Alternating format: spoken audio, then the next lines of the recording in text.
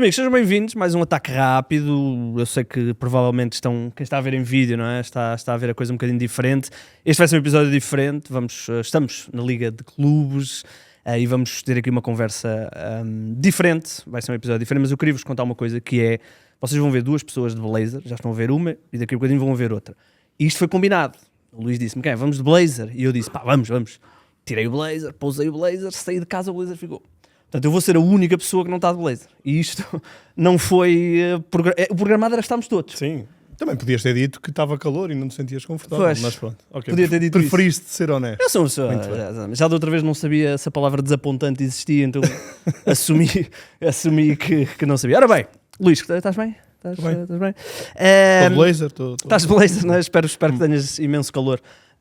E eu estou extremamente confortável, até porque temos umas cadeiras bem bonitas. Eu já sei que tu gostas mais destas. Já disse. Se pudéssemos obrigado à Liga. Obrigado à Liga. Ora bem, episódio diferente então. Vamos falar aqui sobre assuntos, alguns que já tocámos, alguns que vamos tocando de vez em quando mais pontual, e temos alguém que nos vai ajudar bastante a compreender aqui uma série de coisas que têm a ver com o futebol, que obviamente impactam também o futebol nacional, seleções, uma série de assuntos que vamos abordar. E connosco temos Alberto Colombo, diretor-geral das ligas profissionais, das ligas de clubes, que vai estar aqui connosco um bocadinho. Antes de mais, agradecer. Só dar aqui o toque, italiano, portanto, não vamos abordar nada sobre qualificação para o Mundial. Fala bom português, mas volta e meia pode aparecer aqui uma expressãozinha em inglês, é isso? Exato. Obrigado. Obrigado eu, obrigado pelo convite. É sempre um prazer enorme estar na casa da Liga Portugal. Então, obrigado. Uma bonita casa. Bonita casa. Estávamos até a conversar em off, que já conhecia bem a anterior casa e esta não tem nada a ver. Isto é luxo. São quase 20 anos que trabalho na European Leagues, então trabalhei com a Liga Portugal. Estava 6 presidentes da Liga. 6 presidentes da Liga, sim. Comecei a trabalhar na European Leagues quando o Hermínio Loureiro era presidente, até chegar ao Reinaldo Teixeira. Então, já trabalha nas European Leagues 18 anos, mais ou menos 19, não é? 19 anos. Mas há um ano no cargo. Há um ano no cargo, sim. Exatamente, um ano no cargo. Sucedeu... Não, Pedro Proença era presidente, não é? Estou enganado? Ou sucedeu diretamente ao Pedro Proença? O Pedro Proença foi presidente, que é um cargo mais institucional. E eu sou responsável da administração. Exatamente, muito bem. Pedro Proença, que foi um dos pais desta casa onde nós estamos, portanto, também um abraço ao Pedro Proença. Ora bem, nós queremos falar aqui de uma série de coisas, mas primeiro queria começar por compreender, até porque nós, especialmente por causa da presidência do Pedro Proença, ouvimos falar muito das European Leagues, da sua presidência, do trabalho que era feito, mas também tentar compreender um bocadinho qual é que é a função concreta de ligação entre as ligas, tentar aqui criar um organismo que possa também defender as ligas, porque fala-se muito do UEFA, fala-se muito de FIFA, e as ligas ficam aqui um bocadinho, às vezes, isoladas, não é? Compreender um bocadinho também o vosso trabalho, os vossos desafios, especialmente nesta altura onde realmente o UEFA e FIFA estão aqui com um poder muito, muito grande. Exato. Não, mais que tudo é explicar, se calhar, o que é a European Leagues. Então, é o organismo, é a organização, é uma associação, né? Assim como a Liga Portugal é uma associação de clubes, a European Leagues é uma seção de ligas profissionais, mas é o organismo que representa oficialmente os interesses das ligas europeias vis-à-vis os outros stakeholders, ou seja, a nível europeu a UEFA, a nível mundial a FIFA, na assim chamada família do futebol europeu.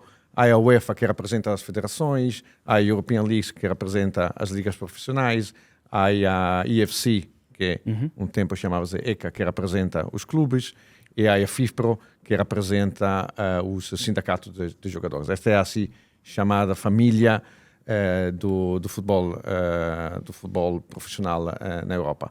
O nosso interesse é defender, proteger aquilo que é o business model das ligas profissionais, proteger o calendário, combater contra a pirataria e, mais que tudo, tentar puxar as organizações internacionais para implementar um modelo de governança que seja mais inclusivo e que possa ter em considerações os interesses de todos os stakeholders e principalmente do futebol profissional.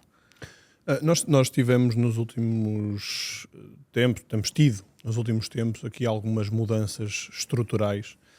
E a verdade é que esta tendência de globalização do futebol, ou esta tendência de globalização da sociedade, acaba por também ter reflexos no futebol. Houve a questão da Superliga, há uma tentativa também por parte sobretudo da UEFA de tentar ir de encontro a novas formas de tornar atrativo em termos de competições as suas próprias competições. E depois há também uma tendência natural das ligas de se quererem proteger. Quão difícil é isso nesta altura? Quão difícil é esse papel e quão sensível é esse papel que vocês têm, tendo em conta o poder de uma UEFA? Chegou-se a falar até de jogos europeus ao fim de semana, algo para o qual as ligas foram totalmente contra. É a linha vermelha. É a linha vermelha. Mas a questão é, sentem que há o risco de isso continuar a pairar ou isso é, de facto, algo impensável para as ligas nacionais? É o desafio maior, no sentido, encontrar um bom equilíbrio entre o desenvolvimento do futebol doméstico e o desenvolvimento do futebol internacional é, neste momento, o desafio maior. Em geral, as ligas domésticas, a nossa organização, esta posição nossa institucional, mas a posição de todas as ligas, não é que as ligas são contra a evolução do futebol internacional, no sentido, é bom que haja novas competições, é bom que haja novos formatos, porque de facto estamos a ver, por exemplo, o novo formato da Champions League, das competições internacionais, é bastante appealing, Atrativo, sim. Cria muito interesse. Há esta fase de liga com os match days 7 e 8, não, que se joga no final de janeiro, onde há muitos clubes que estão aí a ponto de qualificar-se. Então, o formato é interessante. Não há dúvida que há um trend, que é um trend para as ligas domésticas relativamente perigoso, é um trend de expansão contínua das competições internacionais e do calendário internacional.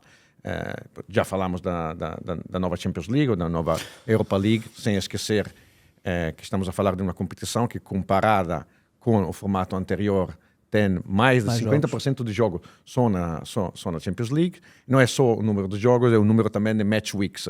Então, as datas que são tiradas, que são preenchidas e que são tiradas às ligas domésticas. Vamos ver o Mundial, que vai começar daqui a umas semanas nos Estados Unidos. É o primeiro Mundial com 48 seleções. Mas o problema não é só, temos mais seleções. Um campeonato com 48 seleções necessita de mais uma semana. Não, necessita de mais uma semana no calendário. E esta semana é tirada às pré-temporadas dos jogadores. É tirada ao futebol doméstico. Depois não podemos esquecer a introdução da Club World Cup, né? Esta nova competição para clubes que é organizada pela FIFA, que temos, se calhar, umas dúvidas, né? Se é uma competição que vai criar ou não criar interesse, mas certeza, nos olhos dos grandes clubes, cria muito interesse, porque redistribui uma grande quantidade de receitas. Pelo momento, tivemos a primeira edição, mas estamos a ouvir, né, rumores que há a ambição, tanto da FIFA e dos grandes clubes, se calhar de expandir ulteriormente, ter mais clubes europeus, gerar mais receitas, se calhar organizar o calendário para que tenha mais frequências, se calhar ser jogada cada 2 a 4 anos. Tudo isso representa uma enorme pressão para o futebol doméstico. Porque realmente eu tinha este assunto, ou seja, se pensarmos nos últimos 365 dias, no último ano, tivemos Mundial de Clubes, tivemos Liga das Nações, Final Four, tivemos qualificação para o Mundial, pré-eliminatórias de competições europeias, taças, ou seja... Há muito futebol. É muito futebol, mas depois há aqui uma questão que me... ainda bem que temos aqui. Há muito futebol, mas... E às vezes até é bom. Não, nós andámos aqui 2 semanas pelo menos eu andei a ressacar futebol. Não havia futebol, ou seja, futebol amigável. Mas a minha pergunta é esta, porque depois há muitas ligas que têm 3 competições. Tem a taça e depois tem a taça da Liga. Como é que gerem isso? Ou seja, como é que por um lado dizem às ligas, ok, nós vamos aqui tentar proteger-vos, os principais clubes e os principais jogadores que realmente têm aqui 365 dias, onde têm muitos deles 60, 70 jogos, com 3 dias de descanso entre cada um, quase que não dá ano para jogar tanto, mas depois há ligas, como é o caso da nossa liga, que tem mais uma competição, tem uma taça da Liga, que este ano até vão para o ano, aliás, prepara-se para expandir. Como é que depois também se navega isto, não é? Sim, não há assim tantos países com 3 competições domésticas. Não sei, obviamente Inglaterra, é o caso. Portugal. Não, A França deixou de ter. França deixou, exatamente. já não existe a Taça da Liga há uns anos. A França também mudou o formato não tanto o formato da competição, mas jogava com 20 clubes. Sim, depois é um assunto deixou também que era abordado. para 18, removeu do calendário a Taça da Liga, e acho que é fácil ver aí uma intenção de dar mais prioridade ao futebol internacional, tendo em consideração também qual é o clube Sim. aí que tem mais... Quase podemos associar ao título europeu. Exatamente, do poder desportivo, mas provavelmente até político. E acabou por não correr tão bem até agora por causa Exato. Em princípio, eu acho que é um erro, no sentido, nós sempre defendemos a prioridade número 1 de uma liga profissional é proteger e defender o próprio calendário. Isso não há dúvida.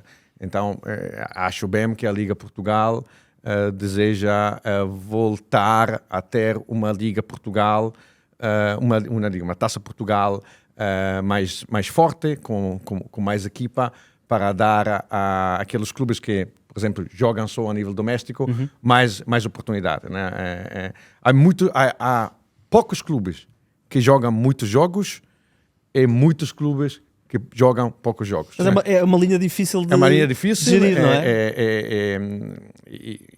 E isso fala-se muito até no contexto da saúde dos jogadores, né? Que é quase o papel e a policy principal de uma organização como a FIFA, não?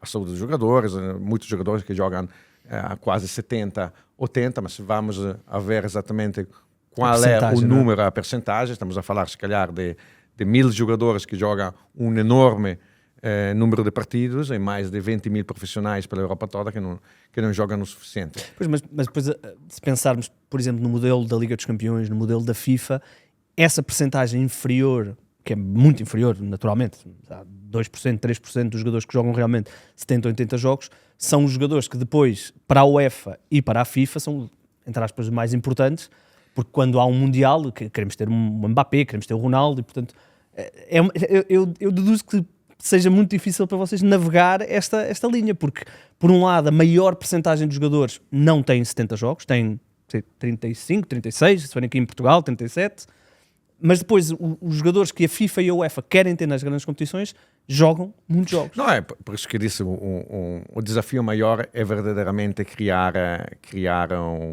estabelecer um equilíbrio. A realidade, de qualquer forma, é bastante clara e evidente. Existe um problema forte de calendário.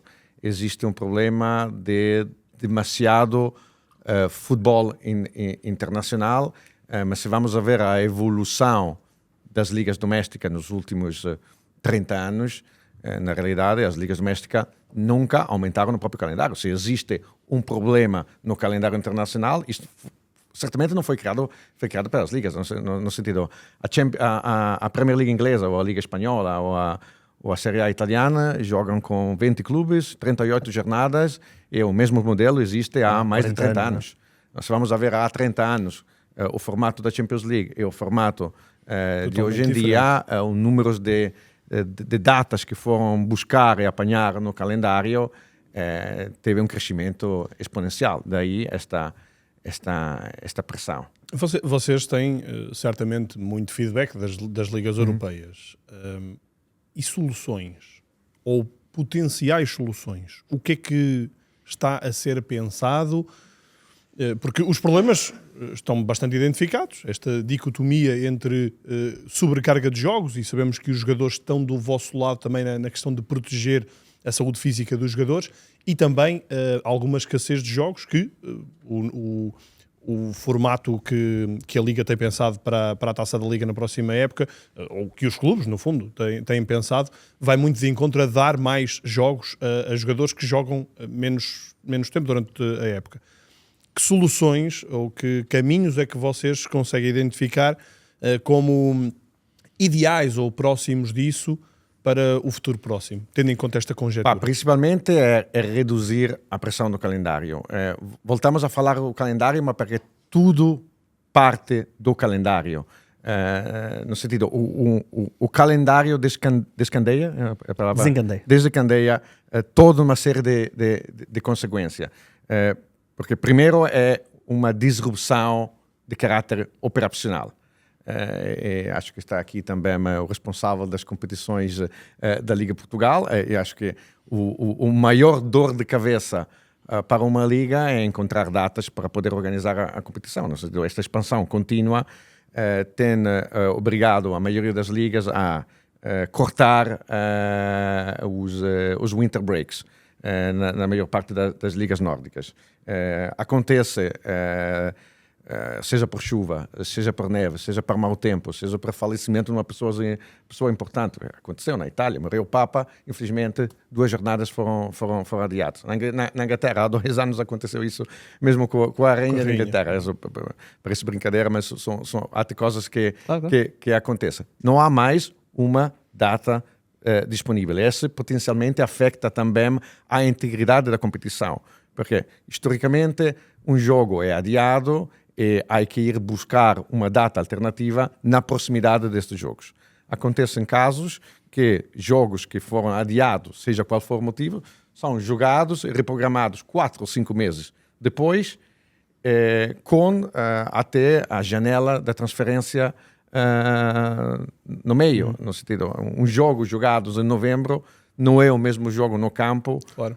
De um partido jogado, sim, se calhar, em Portugal estamos a viver um problema desses, tendo em conta a proteção que foi dada também ao Sporting, uma das equipas, e ao Braga, nas competições europeias. O Braga tem uma sobrecarga menor de calendário, o Sporting, como está também na Taça de Portugal, tem uma sobrecarga maior e, se correr bem, esperemos que sim, vá às meias finais da Liga dos Campeões. Fica aqui com um assunto difícil de resolver. É aí também. Exato, mas voltando à tua pergunta, soluções. Nós fizemos uma proposta à UEFA de eliminar aquelas que são as 2 semanas onde a Europa League e a Conference League têm aquela exclusive match weeks, porque serve, eu diria, a nada do ponto de vista da entrega do calendário, e acredito que também não seja por aí que a comercialização da competição possa... Não, ia dizer porque eu vi essa proposta, mas também não podemos não falar de que a UEFA já estará na fase final da negociação dos novos direitos de transmissão agora a partir de 2027, e tem-se falado muito, por exemplo, de as quintas-feiras também serem para a Liga dos Campeões, ou seja, ainda mais... Sim, isso não vai acontecer no próximo ciclo. Sim. Não vai acontecer no ciclo. O próximo ciclo é um ciclo, pela primeira vez, um ciclo de 4 anos, né, que vai de 2027 a 2031. Eles, pelo momento, o calendário não está totalmente aprovado, mas pelo momento não há assim variações comparando com o calendário da edição passada. A única novidade é relativa à primeira semana. Aquela terça-feira do campeão. Exatamente, não é? Com aquele title holder que vai abrir e fazer aquele kick-off. Mas pronto, a nossa solução para reduzir pressão, pelo menos a nível europeu, é eliminar as 2 match weeks. Pelo momento não tivemos resposta nenhuma por parte da UEFA, embora acredito que a nossa proposta está na secretária da UEFA há vários meses, mas vamos continuar a fazer pressão. A mais que tudo é um problema de governança, no sentido, qual é a única maneira para poder ter influência nos próximos mecanismos decisionais é mudar o mecanismo de governança.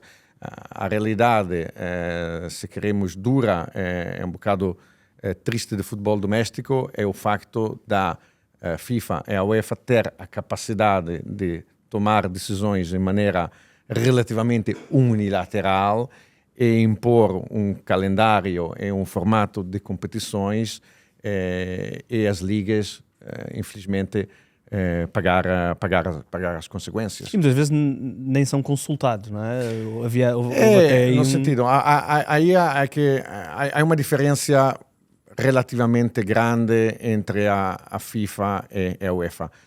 Na UEFA, embora provavelmente estamos longe de um mecanismo ideal de boa governança e de inclusividade, existe um mecanismo de stakeholder inclusion. A nossa organização tem uma relação desenvolvida com a UEFA há vários anos. O nosso presidente é membro do comitê executivo. Temos membros todos os membros do nosso board fazem parte dos vários comitês da UEFA. Mas isso ajuda para tomar decisões em conjuntos que possam proteger as ligas domésticas. Não. Existe um mecanismo democrático e equilibrado a nível de representação. Não.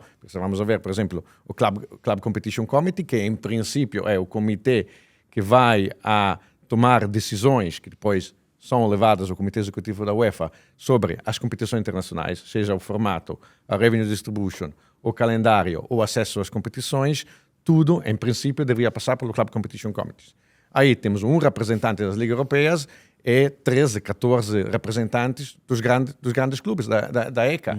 No sentido, é muito difícil. Não? Então, em papel existe, e acho que é melhor que nada, mas existe uma representação das ligas domésticas nos mecanismos decisionais da UEFA, mas na realidade a nossa possibilidade de influência é muito mínima.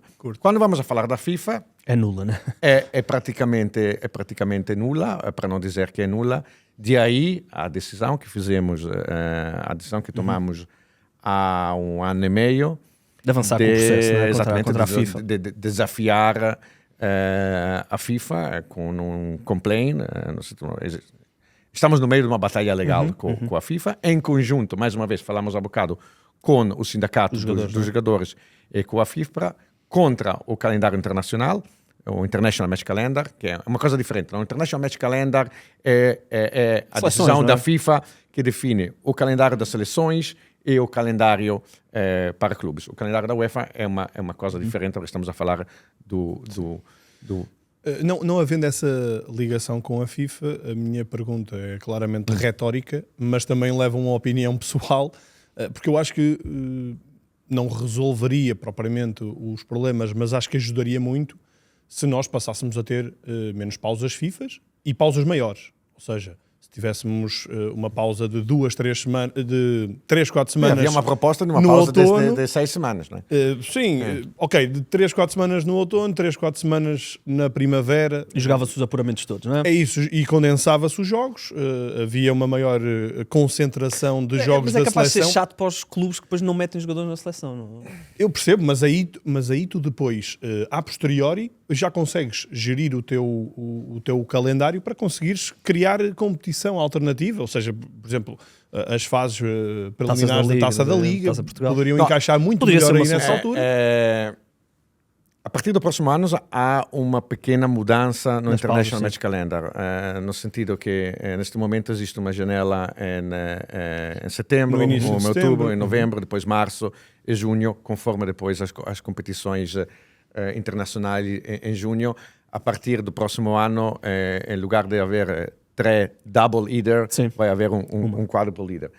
Existia, e acho que era um bocado uma loucura, não é só uma opinião minha, é uma opinião da nossa organização, esta proposta, né, que vinha da FIFA e do Arsène Wenger há uns anos, que era em conjunto também com a ideia de organizar o Mundial cada 2 anos, era também de ter uma janela grande, enorme, no período autumnal. Fala-se do mês, não é? Autumnal, falava-se mais, de quase de seis semanas. 6 semanas, sim, mês e Mas meio. vai demasiado. completamente contra, especialmente hoje em dia, aquilo que é o modelo econômico das ligas.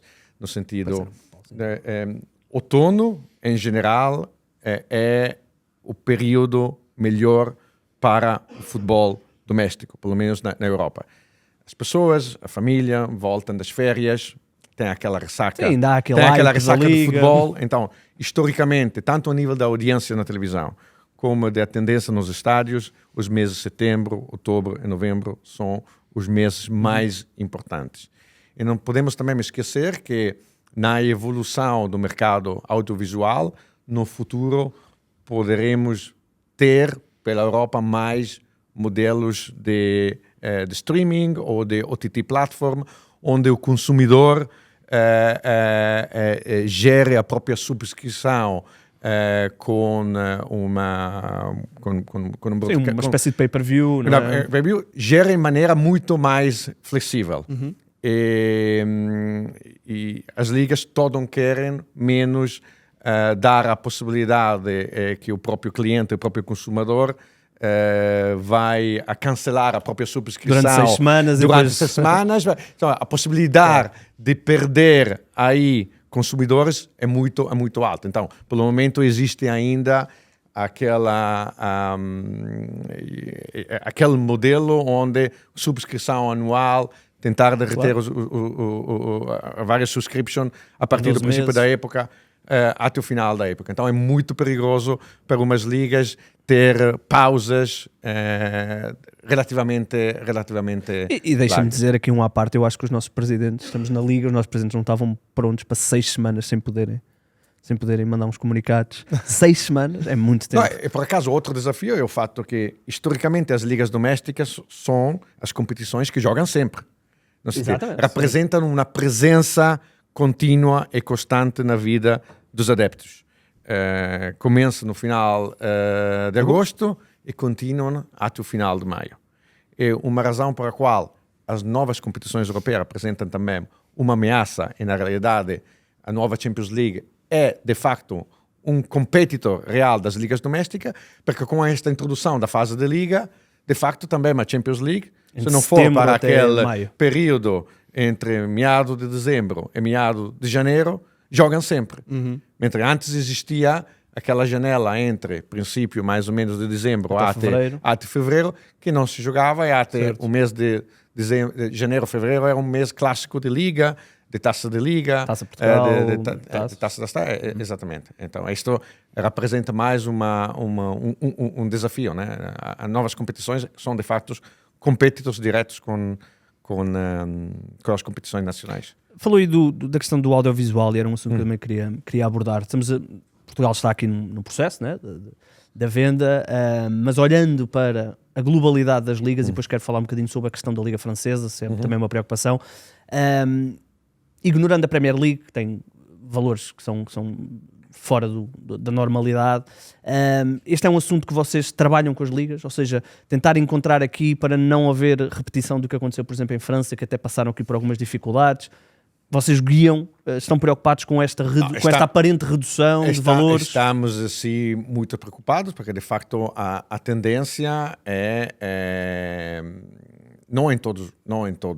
Podemos depois falar do caso de Portugal, mas o caso de Portugal é relativamente único, porque o processo de centralização em curso até pode trazer muito valor à Liga Portugal. Mas em geral, lá fora, existe um trend de diminuição, vamos a ver, do valor dos direitos televisivos. No sentido, até naqueles grandes países, nas grandes ligas, por exemplo, a Premier League foi ao mercado há poucos meses e teve um crescimento ligeiro, mas muito menor do que estavas à espera. A Liga Espanhola teve um crescimento de 9%, mas de qualquer forma mais residual, comparando com os antigos, é a mesma coisa na Bundesliga. Então, crescimento flat das ligas domésticas, crescimento exponencial das competições internacionais. Então, está a existir um processo de canibalização do valor dos direitos audiovisuais domésticos por causa da expansão das competições internacionais. A partir da Itália para baixo, a situação é bastante preocupante. Itália perdeu mais ou menos 10% dos valor dos direitos só exclusivamente doméstico, vai perder muito mais nos direitos internacionais. A França é um caso único, mas é um caso que vem muito longe. Podemos estar a falar aqui várias horas sobre o caso francês. Mas não temos que falar só das grandes ligas. Vamos ver a Bélgica, que é uma liga relativamente forte, que tem vindo a desenvolver um ótimo futebol, com um bom negócio, tem perdido 15%. A Liga Suíça...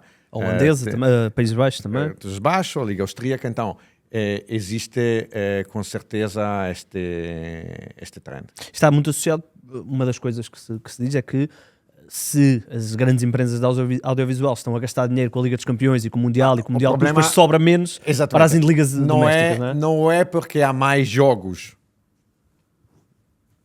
no mercado, principalmente para as competições internacionais, que os broadcasters têm um orçamento maior. Claro. Okay? Então, existe como um processo, são como os dois vasos comunicantes. Né? Quando uma property é um produto que cresce, o outro, em princípio, vai diminuir. Agora, o mercado não trabalha exatamente... Está saturado ou ainda há aqui alguma margem? Não. Na realidade, é verdade, há que admitir que agora no processo, no tender, que a UEFA e a IFC estão a desenvolver para o próximo ciclo, temos também novos atores. Né? Temos a Paramount, que entrou... Netflix também. Exatamente. Então, não é verdade que os atores, os players, os media players são sempre os mesmos, mas de qualquer forma, é claro que quando as competições estão a diminuir, estão a apanhar receitas que historicamente entravam no futebol doméstico. Este é um trend que vai ser difícil de parar. A minha grande questão aqui, ouvindo a evolução muito considerável em termos de receita dos jogos europeus e essa, vamos dizer, estagnação das principais ligas em termos de receitas e de vários casos preocupantes, é o que é que as ligas podem fazer em relação a isto e se não há aqui uma margem, claro que é sempre tudo muito, muito subjetivo, mas se não há aqui uma margem para uma mini revolução em termos de quadros competitivos para fazer face a isto. Ou seja, quando olhamos para a Liga dos Campeões, por exemplo, este novo formato, é um formato que nos faz chegar a janeiro, àquelas duas últimas jornadas, sobretudo a última jornada, e todos os jogos têm interesse. E a questão é que, olhando para campeonatos... Este é um grande problema para as ligas domésticas, principalmente pela organização do calendário. Porque, sim, claro. Porque até há 3 anos, uma liga, já no mês de dezembro, sabia qual eram os clubes que eram qualificados para a fase e agora só sabem no final de janeiro. E agora só sabem no final de janeiro, mas aí o playoff é só no janeiro e fevereiro. Sim. Este representa um isso aí problema. Um problema, até há a questão do mercado, que agora se calhar a janela de janeiro deixa de fazer tanto sentido ser como é, porque os clubes que estão nas competições europeias não podem contratar, mas os jogadores não contam para aquela fase decisiva. E não vamos esquecer que estamos a falar aqui em Portugal e das grandes ligas europeias de ligas invernais que jogam de agosto até maio. Mas existem na Europa também ligas, no norte da Europa, anuais que normalmente começam no calendário em março e acabam em novembro. Os clubes destas ligas, que são qualificados para a fase de liga, da Champions League e da Liga Europa, nunca param. Começam no campeonato em março, acabam o campeonato em novembro, estão ainda a jogar a fase de liga em dezembro, estão ainda a jogar a fase de liga em janeiro, os playoffs em fevereiro e vão recomeçar. Sim. Isso também impacta a nível contratual. E vimos alguns jogos a serem adiados entre o Matchday 7 e 8 da Champions League. Então, a disrupção para as ligas nórdicas é total. Claro. Pois, ainda há essa questão também. Mas a minha questão é mesmo como é que as ligas europeias podem tornar mais interessantes uma percentagem muito maior de jogos do que as que são atualmente. Ou seja, claro que um jogo do Crystal Palace, para um adepto do Crystal Palace é sempre interessante. Mas para o público em geral, chega a uma altura que não é. Estou a usar o Crystal Palace, que é um clube de meio tabela em Inglaterra. E a verdade é que quando nós entramos nas competições europeias, praticamente a partir de metade da fase de liga para a frente, todos os jogos são interessantes no sentido em que todos os jogos têm alguma coisa a decidir, a discutir. Impactam outras equipas, não só as que estão a jogar. Exato. E nos campeonatos nacionais, nas ligas europeias, os jogos de candidatos ao título são sempre interessantes. Vão ser sempre acompanhados. A questão é que a percentagem maior de jogos para o público geral até daquele país, não são jogos atrativos. E se calhar essa é uma das maiores preocupações que as ligas europeias devem ter. Sim, mas a maior preocupação não é tanto no formato das competições, embora é verdade que muitas ligas medianas e pequenas têm introduzido mudanças nos formatos, com a introdução de playoffs, para manter aquela tensão competitiva até o final da época. Na realidade, a coisa mais importante é tentar proteger ao máximo o equilíbrio competitivo. O problema é a falta de equilíbrio competitivo. Se num determinado período da época os jogos são menos interessantes, se calhar a partir de março, é porque provavelmente o fosso competitivo entre os poucos grandes e os outros clubes é tão grande que chega um momento que muitos clubes não têm muito em jogo, estão acima da linha de descida, estão extremamente longe da linha europeus da promoção. Então, na realidade, o desafio mais importante para uma liga doméstica é tentar proteger ao máximo o equilíbrio competitivo. Uma liga com um bom equilíbrio competitivo tem jogos interessantes sempre. Este é o maior desafio. Acho que aqui em Portugal, principalmente com a introdução da centralização, na realidade vamos a ter uma enorme oportunidade para tentar reduzir a diferença e o fosso competitivo que é financeiro, mas que é também desportivo, porque uma mudança na redistribuição da receita obviamente faz que os clubes medianos e pequenos possam ter um plantel mais forte. Alberto, desculpe, só interromper. A questão é que nós em Portugal temos um cenário demográfico de distribuição de adeptos muito diferente do normal. Portanto, é a nossa realidade, não é uma realidade mutável, não vai dar para agora reevangelizar os adeptos. É como é, ou seja, 3 clubes têm 93% dos adeptos em Portugal e por isso há aqui uma particularidade que provavelmente é um entrave a essa oportunidade para um maior equilíbrio. Não, mas pelo contrário, eu acho que é ainda mais uma razão. Eu também acho. Acho que os clubes, se calhar, não podem não estar tão receptivos a isso. Eu acho que o que está a acontecer aqui é um bom processo e acho até que os grandes clubes estão a enfrentar o processo com uma boa maturidade. No sentido, até porque o contexto português é absolutamente único na Europa, né? Estamos a falar da única liga na Europa que até agora não tem um processo de descentralização. Então é normal que haja esta diferença enorme a nível de distribuição de receita que se transforma em uma liga que de facto não sempre é super competitiva. Não, mas acho que é ainda mais uma razão, honestamente, para trabalhar em conjunto com os clubes mais pequenos. Uma das soluções, não sei se falam disto com a UEFA, é tentar que, por exemplo, na Liga dos Campeões não estejam representados 4 ou 5 países com muitas equipas e depois outros com menos. Ou seja, vamos imaginar que no Campeonato Português, podemos usar esse exemplo, vamos imaginar que Portugal tinha mais 1 ou 2 vagas para competições europeias, mesmo que fosse para a Conference. Chegávamos a março e íamos ter obrigatoriamente uma competição muito mais interessante, porque iam haver 4 ou 5 clubes, como vimos aqui, não conseguem chegar lá acima, mas que vão estar ali na luta por um 5º lugar, um 6º lugar, que poderiam, é uma solução que conversam com a UEFA, por exemplo? De facto existem muitos clubes das grandes ligas, mas a coisa engraçada é que se vamos a falar com a liga inglesa ou com a liga espanhola, não é que estão felizes e contentes de ter 8 clubes e 9 clubes ingleses nas competições europeias. Pois também lhes complica o calendário, não é? Lhe complica o calendário.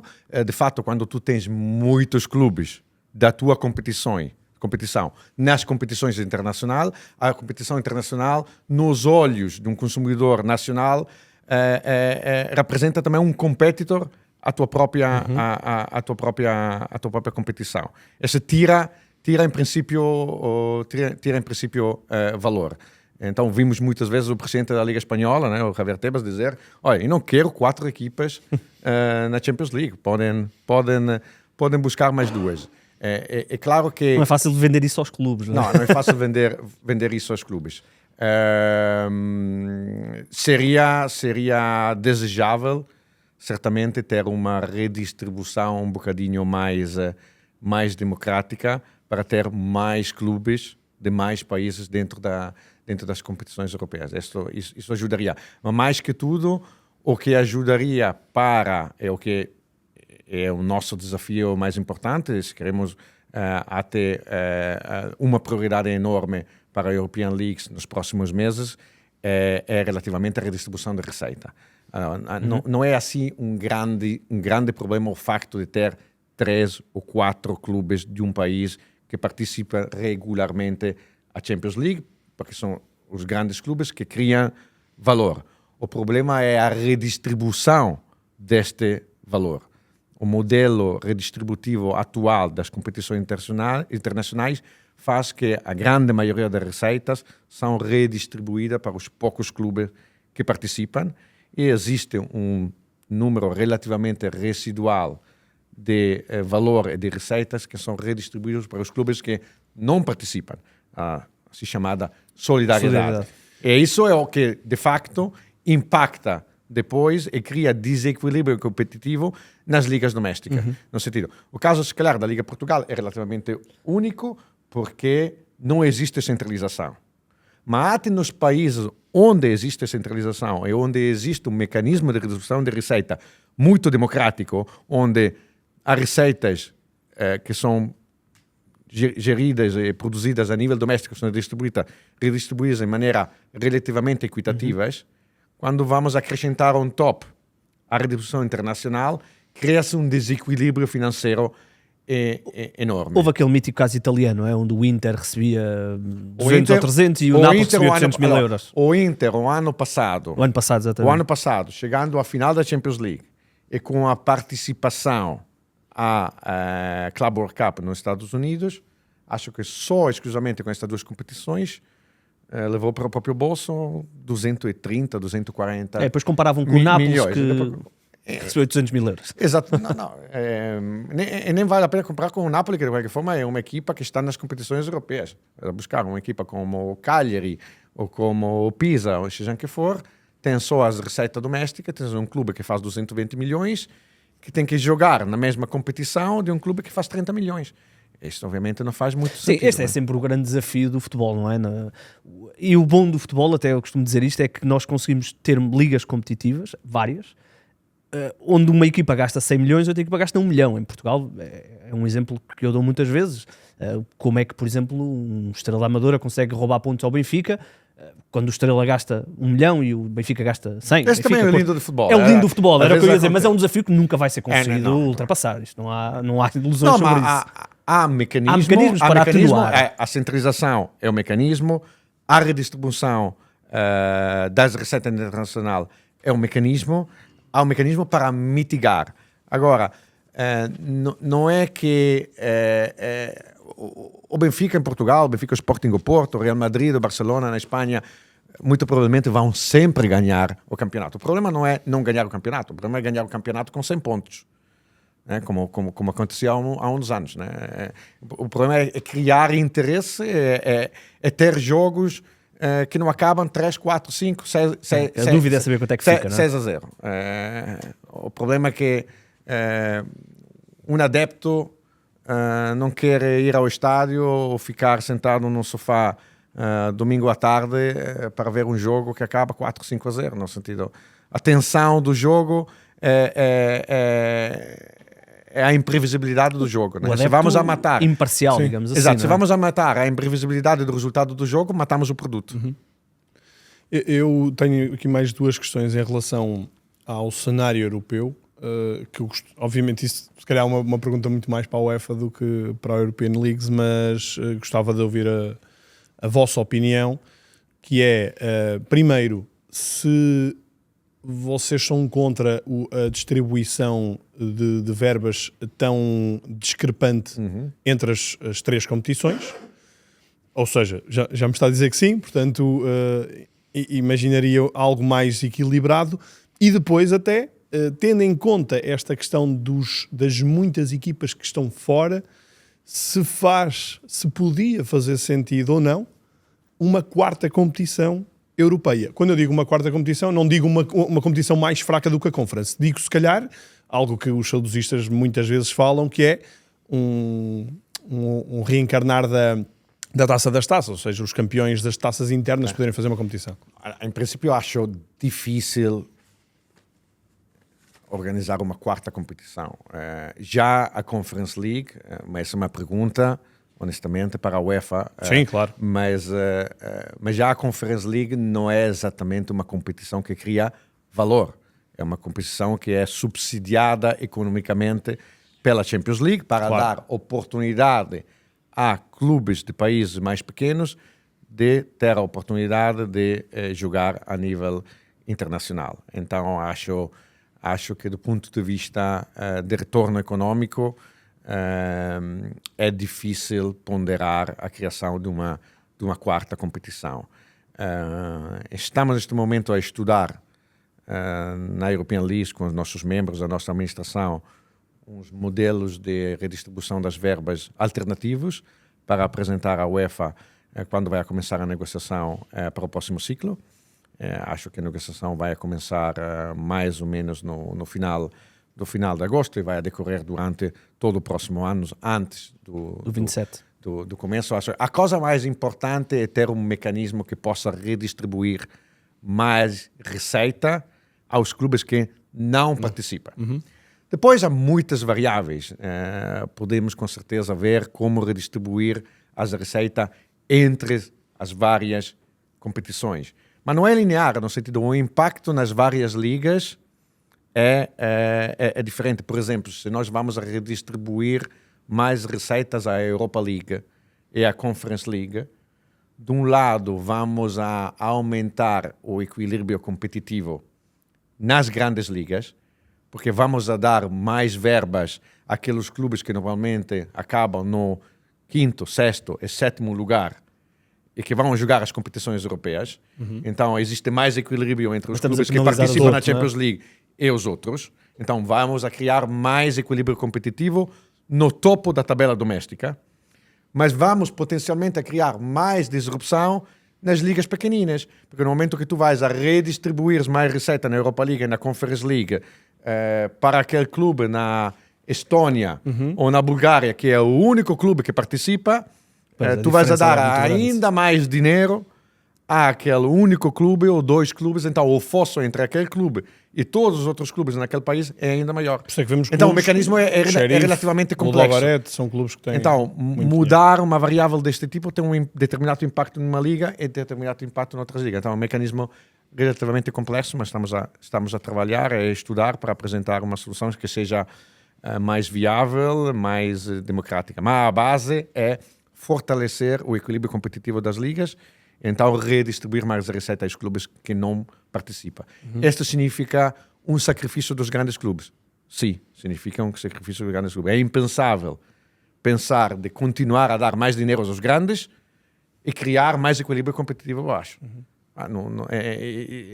Aqui chega um momento que os grandes clubes... Eu diria que até os grandes depois começam a ser prejudicados, porque é o que estávamos a dizer, não é? Se o Benfica, se os adeptos do Benfica ou do Sporting do Porto souberem que vão ganhar todos os jogos 4-0, se calhar deixam de ver. Exatamente. O problema é ter aquela maturidade de pensar o futebol a longo prazo.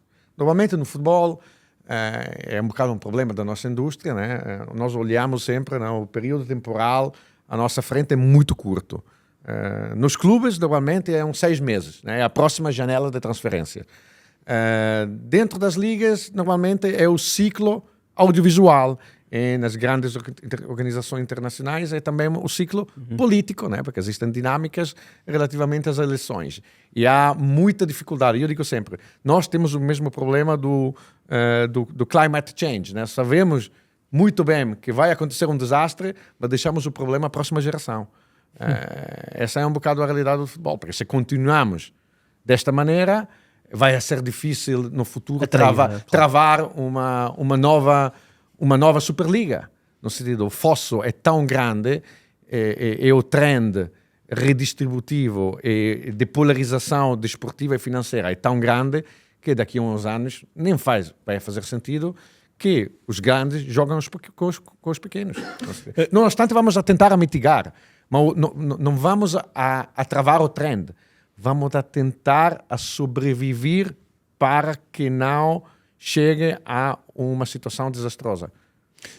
A minha questão, e insisto um bocadinho nisto, é a questão demográfica. Obviamente que num cenário ideal, esse olhar a longo prazo é o que se deve aconselhar também aos clubes, e neste caso aos clubes portugueses. A minha questão é que, quer pela componente demográfica, essa tal distribuição que eu falei, quer também pelo facto de os clubes portugueses, e ainda bem, a meu ver, que sobretudo os grandes ainda são detidos maioritariamente pelo clube, pelos sócios, faz com que também haja aqui alguma necessidade de prestar contas a esses próprios adeptos, e aquilo que o Igor há pouco falava meio a brincar, mas que acaba por ser algo que se sente mais em Portugal, provavelmente, é uma postura por parte dos clubes muito mais, enfim, como é que eu ia dizer isto?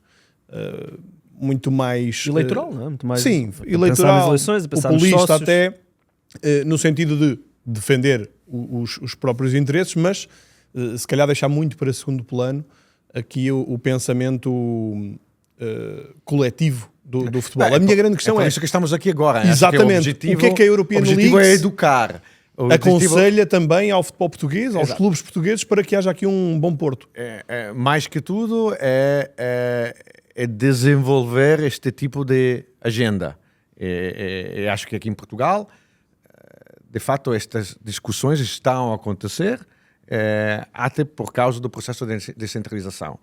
Mas, normalmente, há uma determinada alergia a discutir estas temáticas, porque obviamente, mas isso não acontece só aqui em Portugal, acontece em todas as ligas, existem os interesses dos grandes, que participam nas competições internacionais, e existem os interesses dos pequenos e medianos, que normalmente desenvolvem o próprio futebol e o próprio negócio só relativamente a nível doméstico. Mas acho que aqui em Portugal existe uma oportunidade enorme agora, porque acho que ninguém quer que, de um lado, haja um processo que visa ter um futebol mais equilibrado e mais democrático, e, no mesmo tempo, do outro lado, puxar para um desenvolvimento internacional que é contraditório e que leva a impactar o trabalho que é feito a nível doméstico. Mas, mais que tudo, é importante ter a consciência e ter estas temáticas desenvolvidas dentro das assembleias das ligas, dentro dos conselhos de administrações das ligas, para que se possa proteger o interesse das ligas domésticas e, seja em Portugal ou nos outros países, os grandes clubes perceber que o que está em causa é também o futuro da competição nos próximos anos. Então, não há que esticar muito a corda, porque chega um momento que a corda a corda vai romper e a base, de qualquer forma, até para os grandes clubes, será sempre o futebol doméstico, no sentido. E nesta fase tão delicada, e nós se calhar em termos mediáticos achamos que há algumas polémicas, que é também perfeitamente normal, mas que provavelmente há muito mais diálogo entre os clubes do que o adepto comum imagina. Que sensação é que tem do que tem conversado com as entidades, com a Liga Portugal, com alguns clubes em Portugal? Que sensação é que tem? Ou seja, tem bom feeling do que está a ser feito? Que impressões é que nesta altura, que é uma altura que ainda não há nada decidido, é que tem como feedback? Aqui em Portugal, sim. Não, acho, se calhar vou repetir um bocadinho, mas acho que o processo de centralização é uma ocasião única para o desenvolvimento do futebol português, considerando várias dimensões. É relativamente ao funcionamento do mercado audiovisual. É normal que quando existe só um media player, quando não existe concorrência, é difícil também poder subir, poder ter a ambição de chegar a determinados valores. Então, a centralização permite criar aqueles interesses no mercado audiovisual que possa criar competência e um processo de aquisição dos direitos televisivos que seja mais competitivo, com mais concorrentes, e isso, em geral, é a regra básica para criar valor. Segundo, acho que é fundamental, a centralização vai permitir ter mais controle sobre o produto e sobre o conteúdo. Obviamente, porque quando é descentralizado, cada clube tem o próprio interesse em gerir o seu próprio conteúdo. Agora, a Liga tem uma oportunidade única e tem agora uma boa estrutura para poder desenvolver o produto e o conteúdo. Terceiro, já falamos sobre isso, com a centralização, há uma obrigação a trabalhar em novos critérios de redistribuição da receita, para ter uma redistribuição mais equilibrada, mais democrática e mais equitativa. É claro que isso vai demorar tempo. Não podemos pretender que vamos a passar de um ratio distributivo de 14-1, que acho que é mais ou menos o que existe em Portugal agora, para um ratio de 3-2, que é aquele da Premier League agora. Claro. Vai demorar tempo, mas isso vai ajudar. Então, há a possibilidade de melhorar o produto e o conteúdo audiovisual, mas também o produto no campo, tendo jogos mais competitivos. Então, acho que a oportunidade é grande, o desafio é grande, mas a Liga tem uma boa estrutura e pessoas à frente deste projeto. Eu só tenho mais uma pergunta, tem a ver com isto, que é o maior desafio, à parte da questão das distribuições e tudo isso, mas do ponto de vista do produto, o maior desafio nesta altura é o crescimento do digital, ou agora fala-se muito, né, do digital first. Na vossa interpretação... O maior desafio para nós é a pirataria. Ok. Na realidade. Sim. Se nós vamos a ver no mundo, a pirataria tem um impacto de mais de 20 bilhões de dólares anuais. Estamos a falar até 24, se não acho mal, é o valor econômico da pirataria na indústria do desporto. E não só o futebol, não só o europeu. E o futebol... Mas sozinho não consegue combatê-la, não é? Precisa de outros agentes. Exatamente. A pirataria combate-se com várias dimensões. Combate-se do ponto de vista técnico, desenvolvimento de software que possam automatizar o takedown de sites legais, e combate-se do ponto de vista legal e politicamente. É um dos desafios maiores. Acho que neste momento temos uma boa oportunidade para implementar uma legislação europeia que possa travar a utilização da pirataria. É um dos desafios maiores que tem. Eu passo imenso tempo, eu com os meus colegas em Bruxelas, muito trabalho político, muito trabalho de lobbying, principalmente com a Comissão Europeia, com os governos. Até a semana passada, acho que entramos em contato com a Liga Portugal para tentar fazer engagement com o governo e com os ministros aqui para pôr pressão em Bruxelas e os comissários responsáveis por esta pasta para poder implementar, porque sem uma legislação europeia contra a pirataria, a indústria vai a perder mais de 20% e 30% da própria receita. É muito significativo. Para terminar, queria só um assunto que não podemos deixar de falar. Superliga, já tocou ali na questão da Superliga. Como é que foi essa batalha quase extremada contra a Superliga, que acabou por cair, mas qual é o vosso receio, entre aspas, que ela regresse? Estávamos a falar aqui que se continuar a haver uma discrepância tão grande nas ligas internas, pode voltar a nascer esta ideia. Como é que foi esse processo e qual é o vosso receio, entre aspas, foram provavelmente os dias mais interessantes e desafiantes na minha carreira. A quantidade de clubes que anunciaram às 8 e renunciaram às 10 foi grande. Exatamente, e naqueles dias trabalhamos muito principalmente com a Primeira Liga Inglesa, a Liga Espanhola e a Liga Italiana. Conseguimos mobilizar os governos, lembro-me na altura, mobilizar o Mario Draghi, mobilizar o Boris Johnson, que fizeram uma intervenção muito, muito forte, e mais que tudo mobilizar os adeptos, no sentido, quem derrotou em 48 horas a Superliga foram os adeptos. Agora, a questão verdadeira é o facto, não é porque a Superliga, como nasceu, que está, de facto, é um projeto morto, que os clubes que participaram daquele projeto tenham hoje em dia opiniões diferentes sonho, e ambições diferentes sobre o futuro das competições. De facto, o que os grandes clubes conseguiram é implementar dentro do quadro institucional da FIFA e da UEFA, implementar mecanismos para jogar mais jogos, ter mais receita e possivelmente também ter um acesso que seja um bocado mais garantido. Mas a UEFA diz que quando surge a questão da Superliga já havia desenhado este quadro competitivo atual. Não, é verdade. Já existia este quadro competitivo, mas a realidade, como falamos há bocado, é que se continuarmos neste trend, o fosso competitivo, econômico e desportivo vai a ser tão grande que vai a ser difícil travar, provavelmente, em futuro, uma situação deste tipo. É verdade que os clubes qualificam as competições internacionais através das competições domésticas.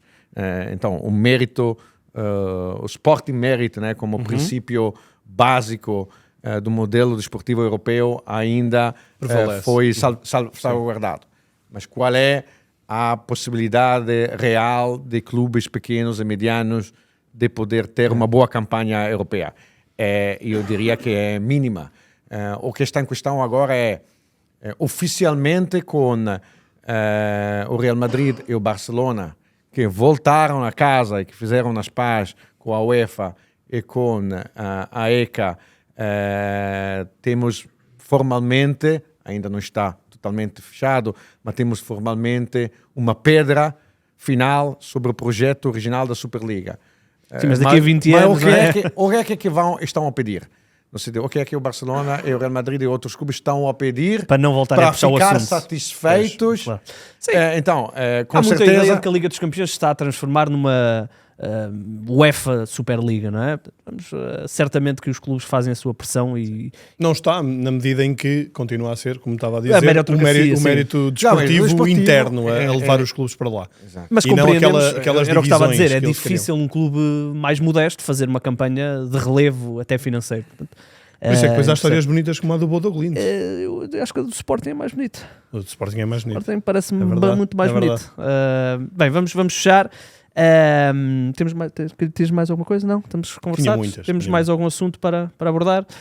Vamos à vida, até porque sabemos que têm aí uma agenda complicada. Agradecer à Liga e agradecer ao Alberto ter aqui despendido aqui uma horinha para estar connosco. Abordámos aqui assuntos que realmente são interessantes, que nós volta e meia falamos, mas que é sempre bom ter aqui Sim, alguém. alguém que sabe alguém que merecê-los e não nós. Não, sou eu que agradeço pela oportunidade e mais ou menos é sempre uma boa chance para poder falar destas temáticas, educar não só os clubes, porque os clubes percebem, às vezes não querem perceber de propósito, mas percebem estas temáticas e os desafios que temos, mas educar também os adeptos, né? Aquelas isso, pessoas falar que estão para o em público. casas a pensar um bocadinho em maneira diferente, né? Não só ver com paixão, né? O amor para o próprio clube, mas tentar de salvaguardar um bocadinho o futebol e o seu futuro. E parabéns pelo português. Está ótimo, não é? Está muito, São 5 muito línguas, bom. não é? Está, sim, mas está muito longe de ser um português perfeito. Não ficou nada por entender. Acho que foi ótimo. Mais ou menos. Obrigado. Obrigado. O Ataque Rápido voltará ao seu formato normal a partir da próxima semana. Portanto, a não ser que haja aí algum motivo para fazermos mais um especial, vamos assumir que não, mas voltaremos ao nosso formato normal e todos os ataques rápidos têm um fim.